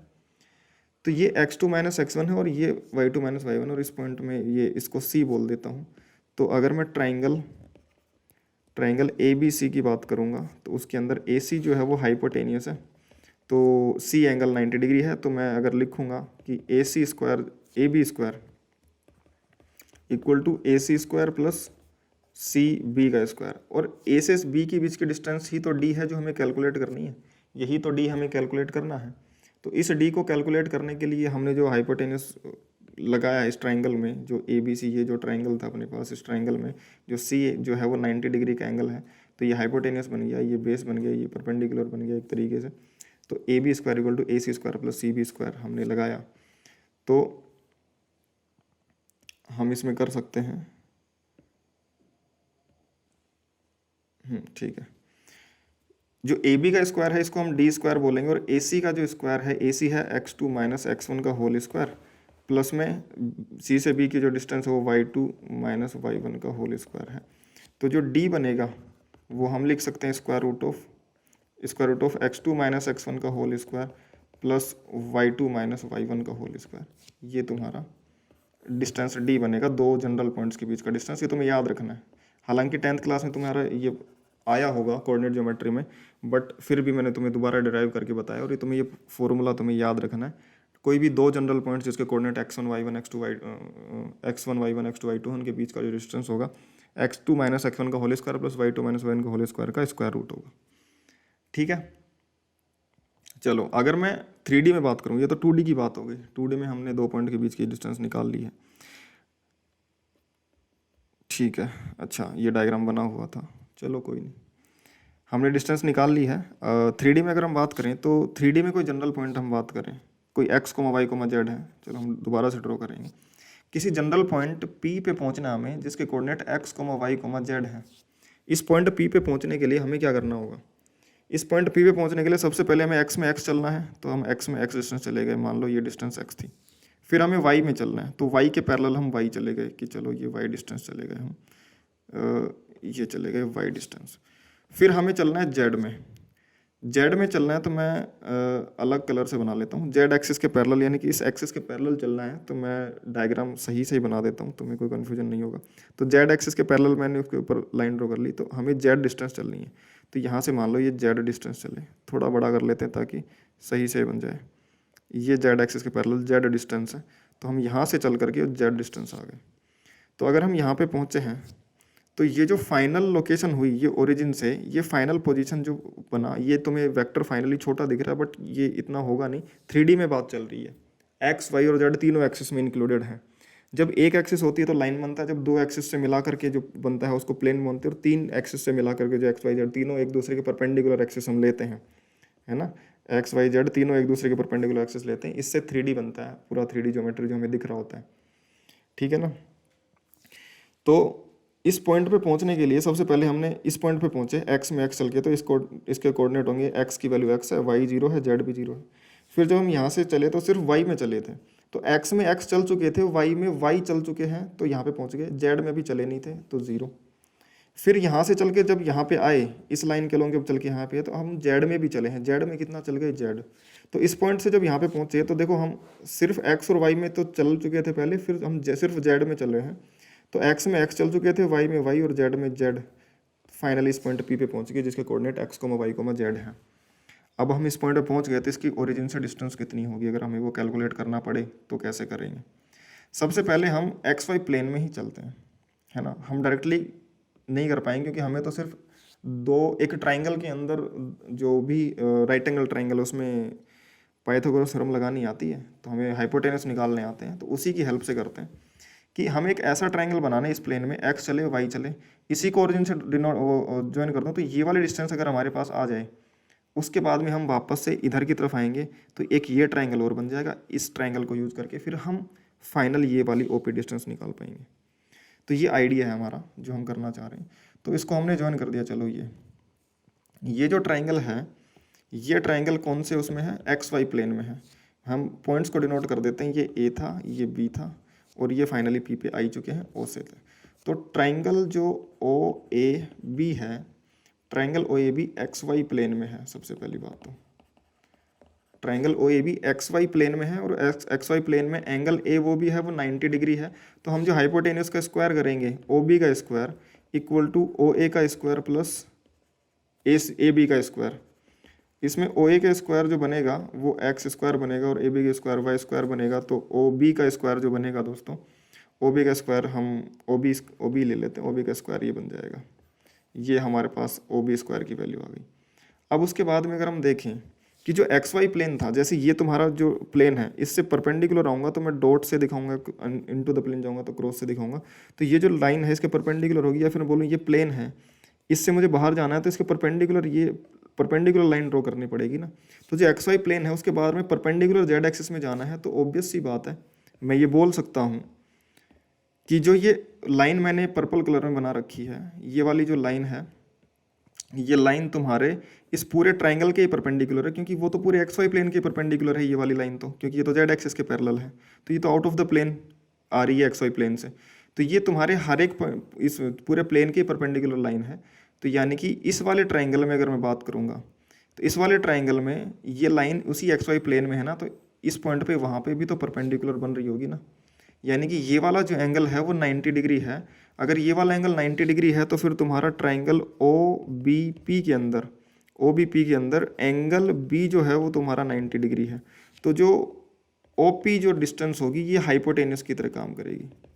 तो हम लिख पाएंगे फिर कि OP स्क्वायर जो बनेगा वो base square plus perpendicular square जो बनेगा वो OB square plus BP square की तरह काम करेगा। समझ में आई क्या बात?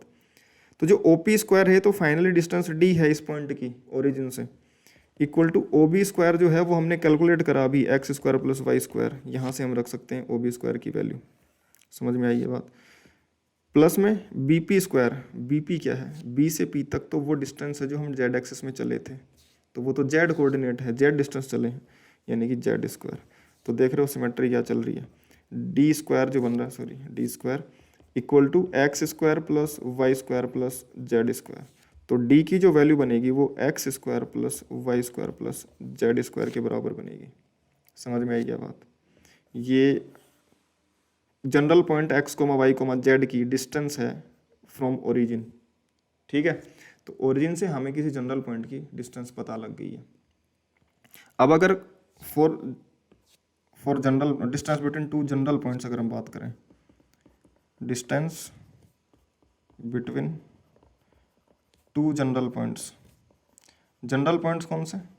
General points x1 y1 z1 x2 y2 z2। कोई ए पॉइंट है जिसके कोऑर्डिनेट x1 y1 z1 है, बी पॉइंट है वो है x2 y2 z2। तो जैसे 2D में हुआ था, 2D में हुआ क्या था कि ओरिजिन से जो डिस्टेंस हमने कैलकुलेट करी थी, है ना, ओरिजिन से डिस्टेंस कैलकुलेट करी थी एक्स स्क्वायर वाई स्क्वायर, और फिर x1 y1 x2 y2 के बीच की डिस्टेंस x1 माइनस x2 का square plus y2 minus y1 का होल स्क्वायर। वैसा ही 3D में भी होगा।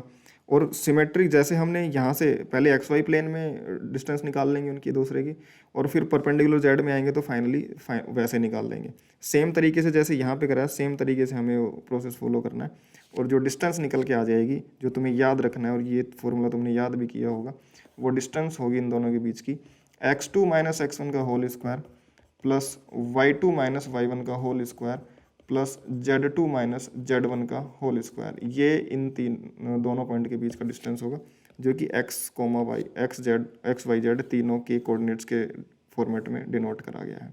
ये डिस्टेंस फॉर्मूला तुम्हें याद रखना है।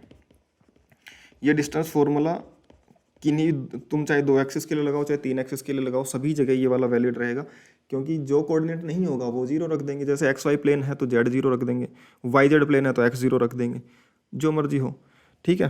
तो अगर हम इस पे बेसिस कुछ क्वेश्चंस अगर हम करना चाहें तो ये 2 पॉइंट हैं, इन दोनों पॉइंट पे डिस्कस कर लेते हैं। जहाँ पे तुम्हें लिखने की नोट्स बनाने की ज़रूरत हो वहाँ पे पॉज करके और अपने नोट्स भाई पहले कंप्लीट करते हुए चलना, तभी आगे का जो मैं बता रहा हूँ उस पर चलना। तो इसमें तुम्हें कोई दिक्कत नहीं होगी, और अगर दिक्कत हो तो मैंने बताया अपना जो डाउट ग्रुप है उसकी लिंक वगैरह तुम्हें मिल जाएगी, है ना, जब तुम @फिजिक्स माफिया, ठीक है ना, @फिजिक्स माफिया जो अपना टेलीग्राम चैनल है यहाँ पे जाओगे तो तुम्हें उसकी लिंक मिल जाएगी, और डिस्क्रिप्शन में भी मैं टेलीग्राम के चैनल और डाउट ग्रुप दोनों की लिंक दे दूंगा। तो पहले ये चैनल ज्वाइन कर लेना, इस पर क्लासेस की सारी अपडेट्स भी मिलती रहेंगी, और टेलीग्राम पे जो अपना डाउट ग्रुप है उसकी लिंक भी मिल जाएगी। और फिर उस ग्रुप में हमारा जो 10:30 से सेशन होने वाला है उसमें तुम अपने डाउट डिस्कस कर सकते हो कि इस लेक्चर में तुम्हें क्या क्या चीज़ों में डाउट है। हाँ, तो अब अपन चल रहे थे कि पहला जो पॉइंट अपना ए की वैल्यू है, ए पॉइंट है 230 और बी पॉइंट है -251, इन दोनों पॉइंट के बीच का डिस्टेंस निकालना है। तो वो डिस्टेंस बन जाएगा square root of y2 x2 minus x1 -2 इसका स्क्वायर प्लस 5 -3 इसका स्क्वायर प्लस 1 -0 इसका स्क्वायर, और स्क्वायर रूट ले लेना है। तो ये बन जाएगा -4 का स्क्वायर 16 प्लस 5 -3 यानी 2 का स्क्वायर 4 प्लस 1 -0 का स्क्वायर 1, तो बन जाएगा 2021। तो डी आ जाएगा √21 यूनिट, जो भी यूनिट में ये दे रखे होंगे कोऑर्डिनेट्स, मीटर में है तो मीटर में, सेंटीमीटर में है तो सेंटीमीटर में। सेकंड में अगर पार्ट में बात करूँ कि जो कोऑर्डिनेट है तुम्हारे 2,3 है -4,1 है, तो देखो 2D है तो 2D लग जाएगा, Z 0 इनमें तो 0 रह जाएगा, तो Z2 - Z1 0 का स्क्वायर 0, कोई फर्क ही नहीं पड़ेगा। तो अगर हम लिखें इसमें डिस्टेंस D जो बनेगा वो square root of x2 -4 -x1 2 इसका स्क्वायर प्लस y2 - y1 1 -3 इसका स्क्वायर, और ये जो डिस्टेंस बनेगी स्क्वायर रूट ऑफ ये बन जाएगी 4 -2 -6 बनेगा, -6 का स्क्वायर प्लस का 36 बन जाएगा, और 1 -3 जो बनेगा -2 बनेगा, और -2 का स्क्वायर बन जाएगा 4, तो ये बन जाएगा स्क्वायर रूट ऑफ 40। तो ये डिस्टेंस बन जाएगी इतना यूनिट। ये इनके आंसर आ गए भाई, ठीक है। तो अगर हम आगे बात करें, एक पॉइंट दे रखा है तुम्हें 2,3,1, उसकी ओरिजिन से डिस्टेंस बतानी है। ओरिजिन से डिस्टेंस जो भी होती है, distance from origin, distance from origin, उसका डायरेक्ट फॉर्मूला होता है एक्स का स्क्वायर प्लस वाई का स्क्वायर प्लस जेड का स्क्वायर रूट, या फिर तुम बोल लो कि दो पॉइंट के बीच का डिस्टेंस का फॉर्मूला यहाँ भी तो लगेगा। ओरिजिन मान लो ए पॉइंट है जिसके कोऑर्डिनेट 0,0,0 है, और जो दूसरा पॉइंट है पी 2,3,1 है, तो या तो तुम distance square root of x square plus y square plus z square लगा लो, या फिर वही लगाओ कि एक्स माइनस जीरो का square plus y minus zero का square plus z minus zero का स्क्वायर, एक ही तो बात है। तो वही तो है डिस्टेंस फॉर्मूला, कि नहीं भी दो जनरल पॉइंट के बीच का यहाँ भी लगेगा। तो ये square root of 2 square plus 3 square plus 1 square, जो कि बन जाएगा 9 प्लस 4 13 प्लस 1 14 रूट 14 यूनिट। समझ में आ गई क्या बात? इंटरेस्टिंग क्वेश्चन आगे के 3 पार्ट हैं कि एक्स वाई प्लेन से उसकी डिस्टेंस बतानी है।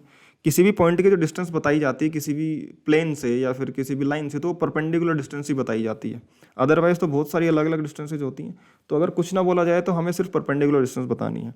यानी कि जैसे मैं बोलूँ कि ये एक प्लेन है तुम्हारे पास में, इस प्लेन से इस पॉइंट की डिस्टेंस बतानी है, तो इस पॉइंट की डिस्टेंस अगर तुम यहाँ पे देखोगे तो ये अलग डिस्टेंस होगी, ये अलग डिस्टेंस है, ये अलग डिस्टेंस है। तो शॉर्टेस्ट डिस्टेंस जो होती है वो परपेंडिकुलर डिस्टेंस होती है, हमें वो परपेंडिकुलर डिस्टेंस बतानी होती है।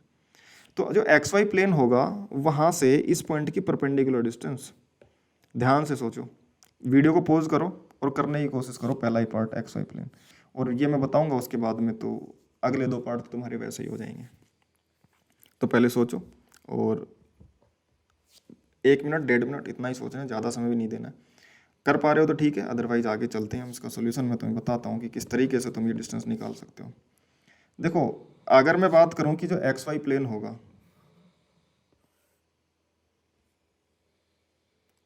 यार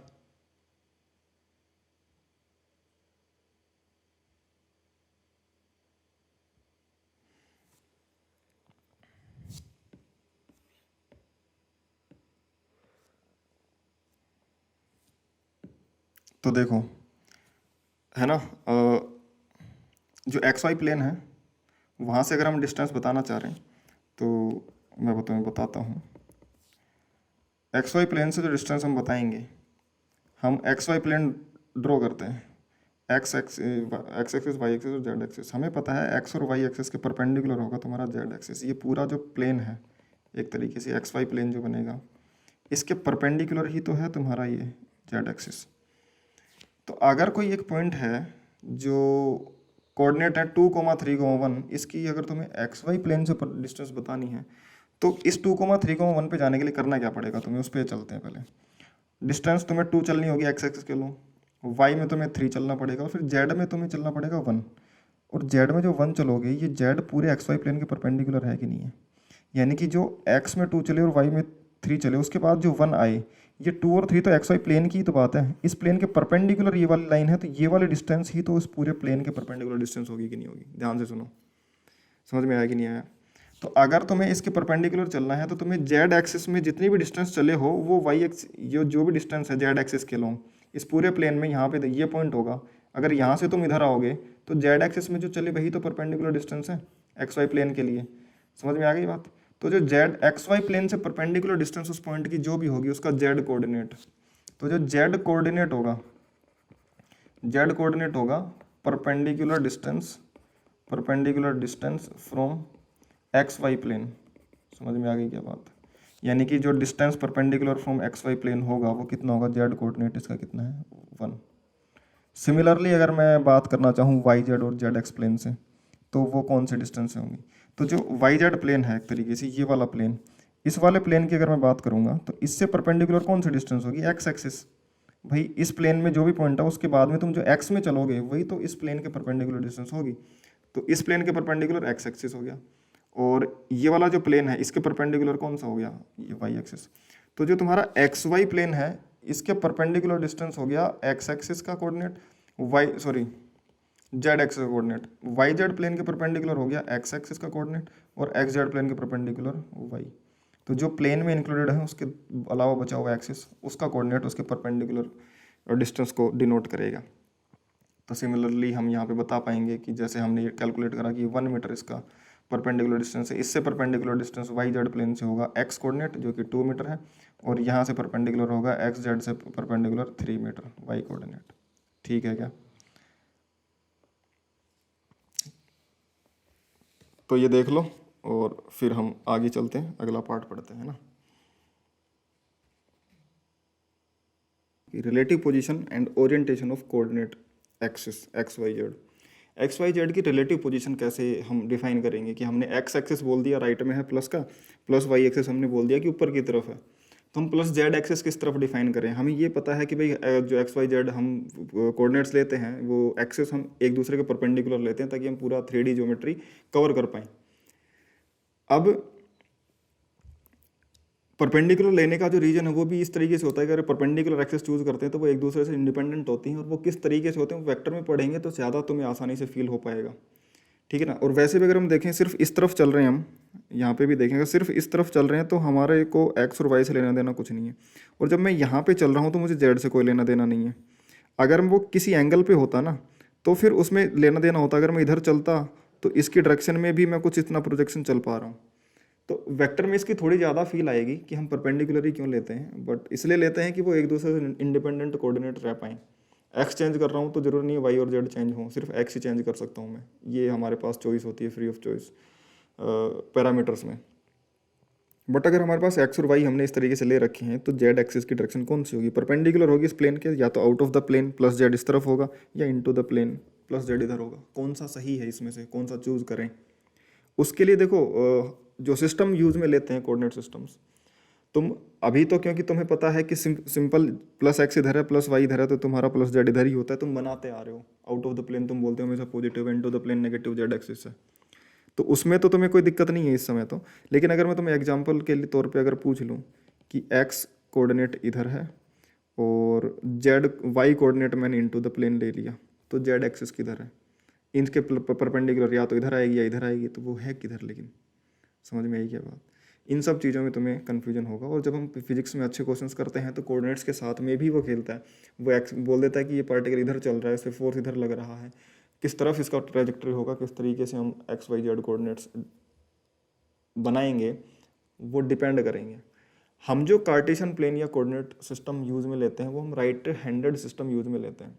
राइट हैंडेड सिस्टम का मतलब क्या है कि जो हम एक्स वाई जेड की ओरिएंटेशन रिलेटिवली जो डिफाइन करते हैं वो राइट हैंड के रूल से करते हैं। राइट हैंड रूल बिल्कुल बेसिक है, जो तुमने 10th क्लास में भी अगर तुम्हें पढ़ा हो कि फ्लेमिंग्स रूल वगैरह अगर तुम्हारे अभी भी सिलेबस में हो, पहले तो हुआ करते थे साइंस के अंदर, तो एक्स वाई जेड अगर तुमने फोर्स मैग्नेटिक फील्ड और करंट के जो तुमने राइट हैंड का फ्लेमिंग्स का रूल तुमने पढ़ा होगा, लेफ्ट हैंड का रूल पढ़ा होगा, राइट हैंड का जो रूल तुमने पढ़ा होगा, उस राइट हैंड के रूल से ही हमने कोऑर्डिनेट डिफाइन कर रखे हैं, ठीक है ना। उसी के हिसाब से हम एक्स वाई जेड की रिलेटिव पोजीशन डिफाइन करते हैं। उसको किस तरीके से यूज लेकर के हम ये बना सकते हैं कि किस तरफ हमारा प्लस एक्सिस होगा वो हम समझेंगे। सबसे पहली बात तो x y z coordinate system जो है वो राइट हैंडेड सिस्टम है जिसको हम पढ़ने वाले हैं। और राइट हैंडेड सिस्टम का मीनिंग क्या है, किस तरीके से हम इसको यूज़ में लेंगे, सबसे पहले वो समझो कि जो x y z coordinate x y z axes हैं राइट हैंड सिस्टम में होगा क्या कि हम राइट हैंड की फिंगर्स को पहले ये समझते हैं किस तरीके से काम होगा, फिर हम वो पढ़ेंगे कि ये समझो हम अपनी जो फिंगर्स होंगी राइट हैंड की फिंगर्स, उसको अगर हमें एक्स एक्सिस में है हम हैं और वाई में जाना है तो सबसे पहले हम एक्स एक्सिस में अपनी फिंगर्स को रखेंगे, और फिर वाई की तरफ अगर हम रोटेट करेंगे तो राइट हैंड की फिंगर्स अपना हाथ पकड़ो और एक्स एक्सिस की जैसे दिखा रखे इसमें उसमें तरफ रखो, और वाई की तरफ बाहर की इसके परपेंडिकुलर ऐसे रोटेट करोगे तो जो थंब तुम्हारा होगा वो जेड एक्सिस को डिनोट करेगा।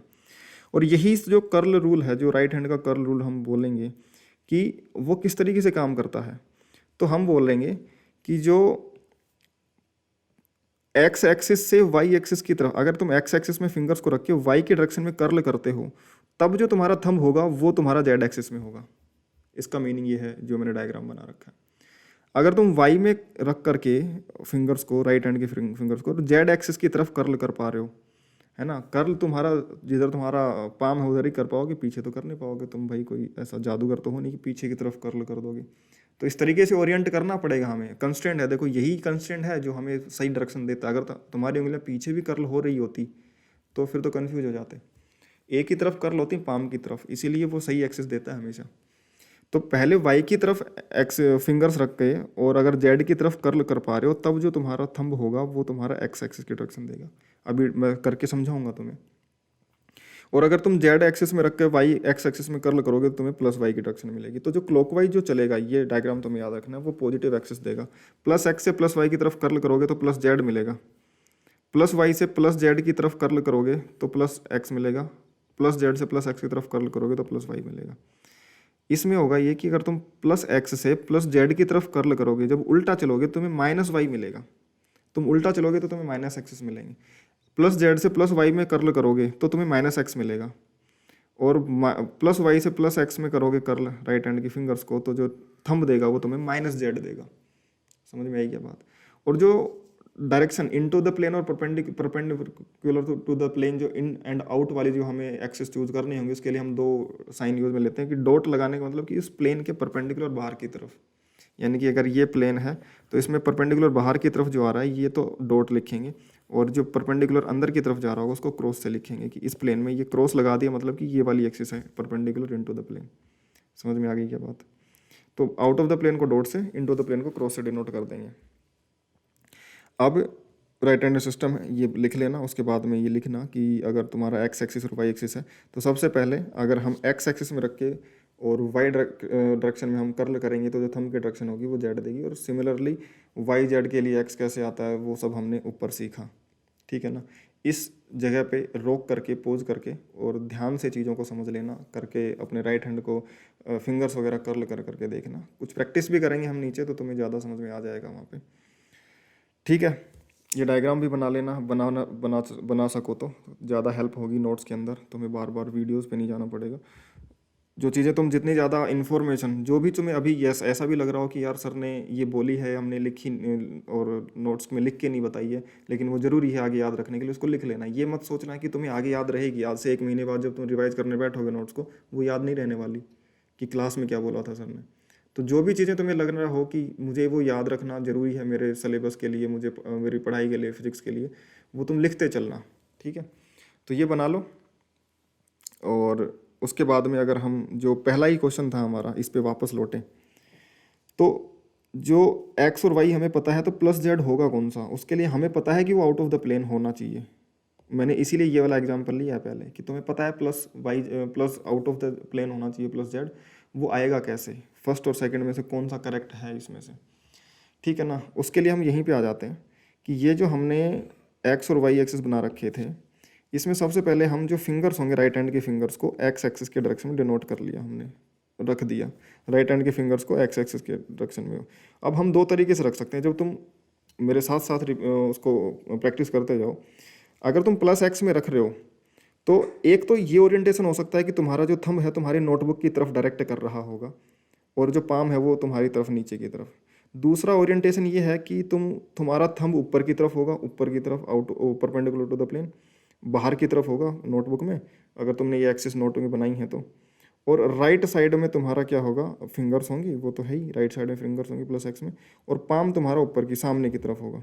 ठीक है ना? जिधर तुम्हारा फेस उधर की तरफ ही तुम्हारा पाम होगा, और नोटबुक के परपेंडिकुलर तुमने अपना हाथ रख रखा होगा। अब ये दो ओरिएंटेशन हो सकती हैं, दोनों ओरिएंटेशन में से कौन सा सही है, किस तरफ कर्ल करें। जो बाद वाला ओरिएंटेशन है जिसमें राइट साइड में तुम्हारी फिंगर्स हैं राइट हैंड की एक्स एक्सिस डायरेक्शन में, सामने की तरफ तुम्हारा पाम है, और जो थंब है वो out of the plane perpendicular to तुम्हारी तरफ, तुम्हारे खुद की तरफ दिख रहा होगा तुम्हें ऊपर की तरफ।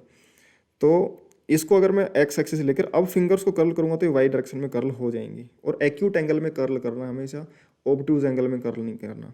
तो एक्स और वाई के बीच में एक्यूट एंगल 90 डिग्री वाला है तो इस तरफ से कर्ल करना है हमें, कर्ल फिंगर्स को इस तरफ से करना है, ना कि इस तरफ से, ऑब्टूज एंगल से नहीं करना, एक्यूट एंगल से करना है। तो इस तरफ मैं फिंगर्स रखूँगा प्लस एक्स में, और फिर जब इधर कर्ल करूँगा मतलब तुम्हारा उस समय जो थंब पॉइंट कर रहा होगा वो आउट ऑफ द प्लेन कर रहा होगा, इसलिए तुम्हारा जो जेड एक्सिस है वो आउट ऑफ द प्लेन है। ऐसे बोलूँ या फिर बोलो ये, इसको आउट ऑफ द प्लेन से डिनोट कर देते हैं। समझ में आ गई क्या बात? तुम क्या करोगे, इधर फिंगर्स रखोगे और फिर इस तरह कर्ल करोगे तो तुम्हारा जो थंब होगा वो इस तरफ डिनोट करेगा आउट ऑफ द प्लेन। समझ में आ गई क्या बात? तो पहले वाला ओरिएंटेशन जिसमें इनटू द प्लेन थंब था, उसमें जब कर्ल करोगे तो तुम्हारा ऑब्टूज एंगल कर्ल हो रहा होगा, तब जाके इनटू द प्लेन वाली एक्सिस आएगी, लेकिन वो गलत है, तुम्हें एक्यूट एंगल में कर्ल करना है।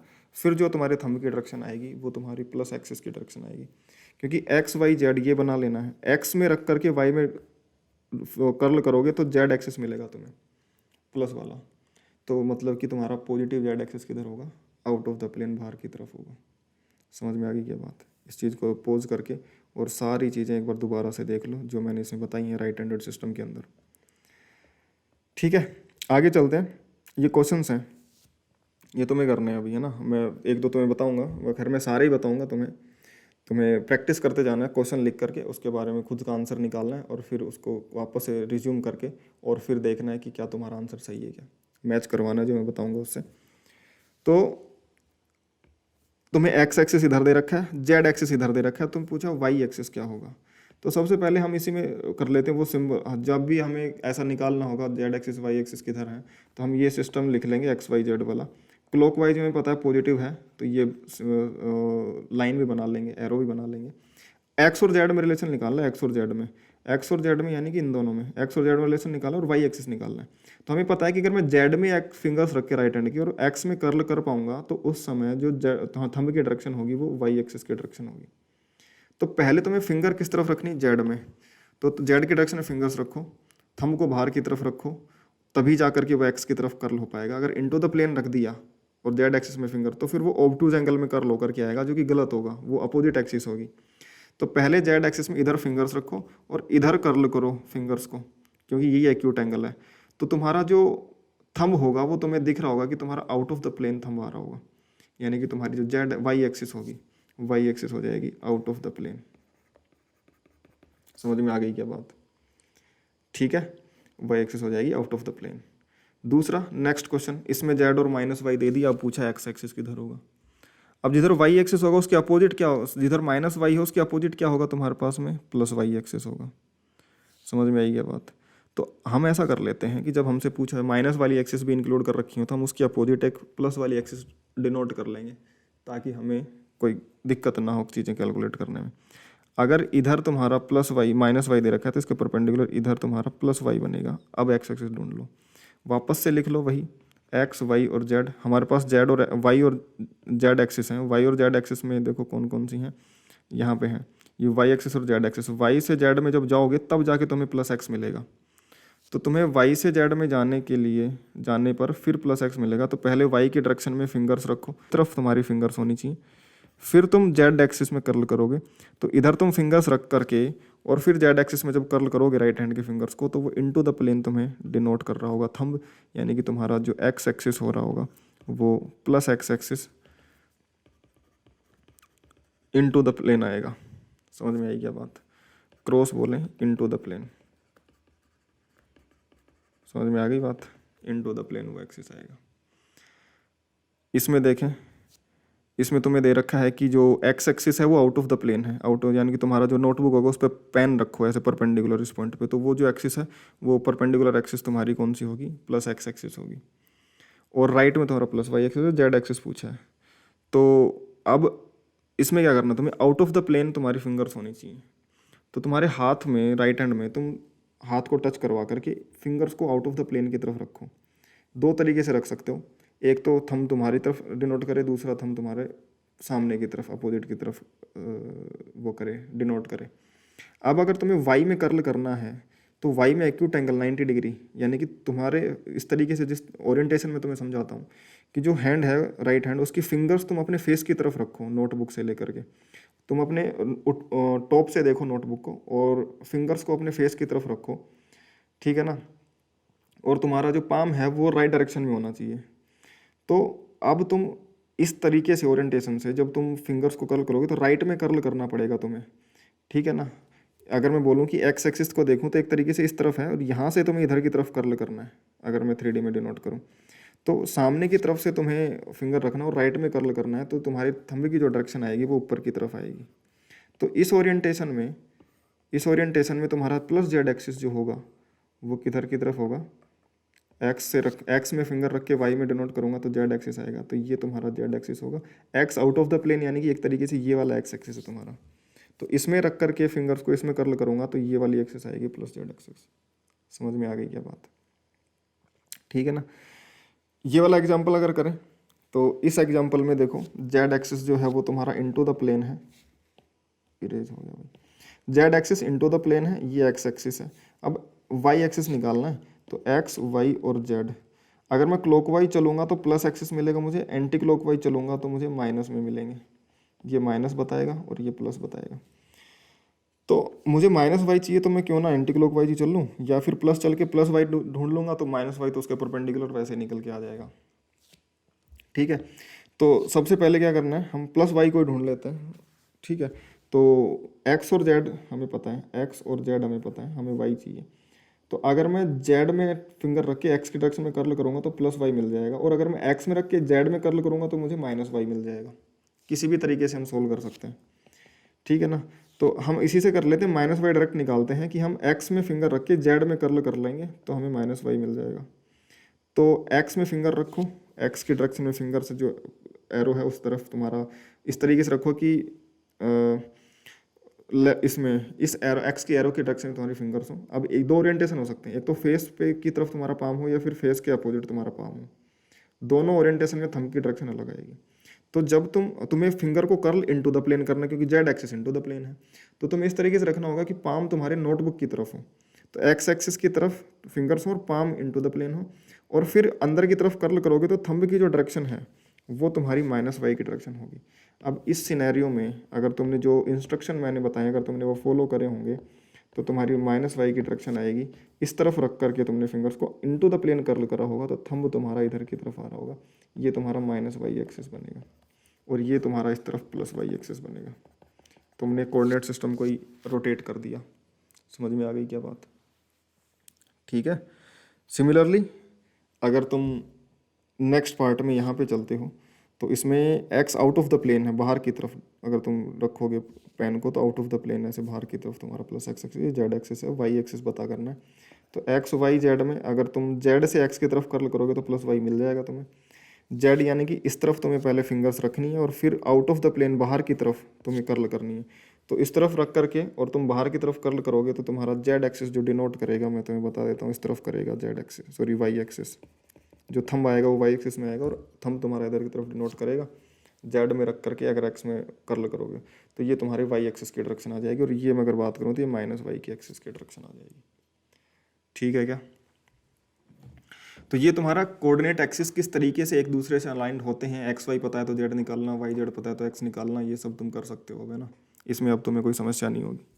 तो जो हमने स्टार्टिंग में करा था कि भाई हम कोऑर्डिनेट ज्योमेट्री पूरी कर लेंगे, मुझे लग रहा है कि ये लेक्चर बहुत लेंथी होता जा रहा है। पहला लेक्चर है, हमें थोड़ा सा कंसाइज रखने की ज़रूरत है।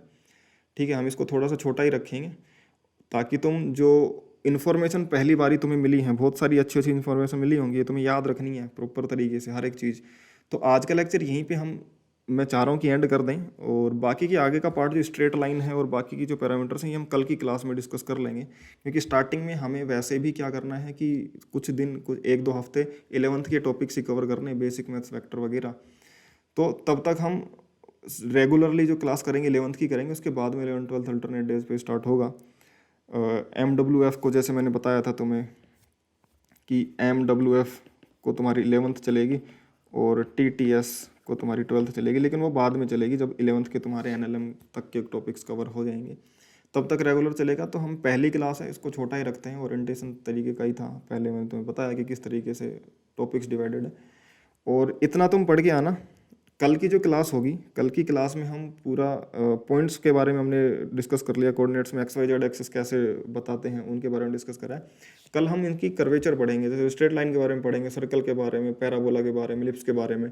ये जो कर्वेचर्स होते हैं या फिर बोले ग्राफ्स होते हैं जिनके बारे में हमें बार बार ज़रूरत पड़ती है फिजिक्स के अंदर, उनके बारे में डिटेल में पढ़ेंगे। उसमें भी स्ट्रेट लाइन बहुत ज़्यादा डिटेल में पढ़ेंगे, क्योंकि वो तो हर जगह काम आती है। ठीक है, कहाँ कहाँ काम आती है मैं क्वेश्चन भी करवाऊंगा, अभी कर लेंगे हम उन क्वेश्चंस को कि किस किस जगह पे स्ट्रेट लाइन बन रही होंगी, तुम्हें सीधे सीधे दिख जाएगा कि हाँ यार ऐसे बन रहा है। तो बाकी वो हम नेक्स्ट क्लास में डिस्कस करेंगे। और अगर मैं बताना चाहूँ कि भाई टेलीग्राम चैनल ज्वाइन कर लेना @physics mafia, ठीक है ना, टेलीग्राम चैनल @physics mafia, ठीक है, ये सर्च करना तो तुम्हें टेलीग्राम का चैनल मिलेगा, वो तुम्हें ज्वाइन कर लेना। सारी क्लासेस की अपडेट्स रेगुलरली वहीं पे मिलती रहेंगी।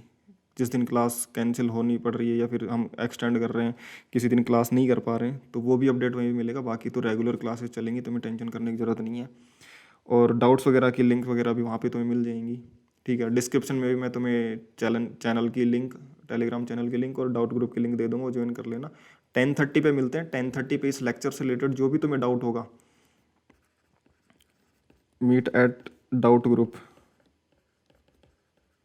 अभी तुम जाके इसके नोट्स कंप्लीट करो और रिवाइज करके आओ, और 10:30 PM पे अपना जो डाउट ग्रुप है, डाउट ग्रुप का नाम बता देता हूँ, माफियाज डाउट ग्रुप है, ठीक है, माफियाज डाउट किलर्स। इस ग्रुप में 10:30 पे मैं लाइव सेशन स्टार्ट करने वाला हूँ। वहाँ पे ज्वाइन करके तुम इस लेक्चर से रिलेटेड कोई भी डाउट मुझसे पूछ सकते हो, ठीक है ना। तो ठीक है भाई, बाय बाय। और अगर लेक्चर अच्छा लगा हो, तुम्हें इन्फॉर्मेशन अच्छी लगी हो, जो पढ़ाने का मेथड है, जो भी है, अपना फीडबैक अगर तुम्हें लगा हो कि कुछ ज़्यादा ही फास्ट चल रहा है तो वो भी फीडबैक में देना। बाकी तुम जहाँ पे फास्ट चले वहाँ पे पॉज करके चीज़ें समझ सकते हो। इससे होगा ये कि मैं कम टाइम में तुम्हें सारे कम ड्यूरेशन का वीडियो रख के तुम्हें सारी इन्फॉर्मेशन दे पाऊँगा। वीडियो में बहुत बड़ा करने की ज़रूरत नहीं पड़ेगी। स्पीड तुम स्लो कर सकते हो यूट्यूब में, स्लो करके देख लेना। अगर तुम्हें फास्ट स्पीड लग रही हो तो यूट्यूब पे सेटिंग होती है, तुम उसको 0.75x कर सकते हो, स्पीड थोड़ी कम हो जाएगी, ठीक है ना। उसमें करके देख सकते हो तो तुम्हें हेल्प मिल जाएगी। और बाकी तो हम उस डाउट ग्रुप पे मिलते हैं और तुम्हारे जो भी डाउट हैं वो डिस्कस करते हैं। वीडियो को लाइक कर देना अच्छा लगे तो, और अपने दोस्तों के साथ शेयर करना, सब्सक्राइब कर देना चैनल, ठीक है। Okay, bye.